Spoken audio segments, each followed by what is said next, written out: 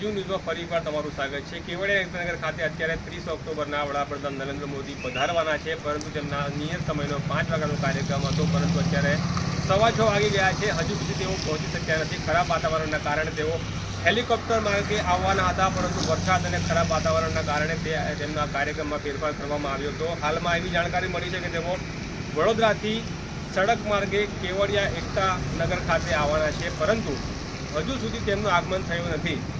જાણવા એવું મળી રહ્યું છે કે તેઓના આગમન બાદ સૌથી પહેલાં 5:10 તેઓ જે 25 નવી બસો છે તેનું લોકાર્પણ કરવાના હતા, પરંતુ હવે એ કાર્યક્રમ પણ લાગે છે કે મોકૂફ અથવા રદ કરવામાં આવે, કારણ કે તેઓ નિયત સમય કરતાં 1 કલાક લેટ પડી ગયા છે।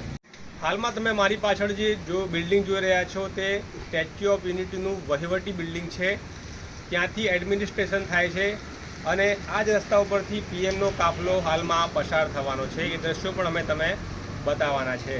ત્યારે એવું કહેવાય કે 100 કરોડ કરતાં વધારે પૈસાનું આંધણ કર્યા બાદ આ કાર્યક્રમ હવે તેના નિયત સમય પ્રમાણે અને નિયત તેની જે અપેક્ષાઓ રાખવામાં આવતી હતી એ પ્રકારે આ કાર્યક્રમ ન થઈ શકે તેવી શક્યતાઓ રહેલી છે, કારણ કે આવતીકાલે પણ 31 ઓક્ટોબરે પણ વરસાદની ભારે સંભાવના છે। ત્યારે આ જે કાર્યક્રમની જે પરેડ છે, સાંસ્કૃતિક કાર્યક્રમો છે અને નૃત્યને લઈને તમામ જે કાર્યક્રમો છે તે ખુલ્લા મેદાનમાં થવાના હતા, પરંતુ હાલની પરિસ્થિતિઓને જોતાં એવું લાગે છે કે આ કાર્યક્રમમાં પણ વિક્ષેપ પડે તેવું લાગી રહ્યું છે।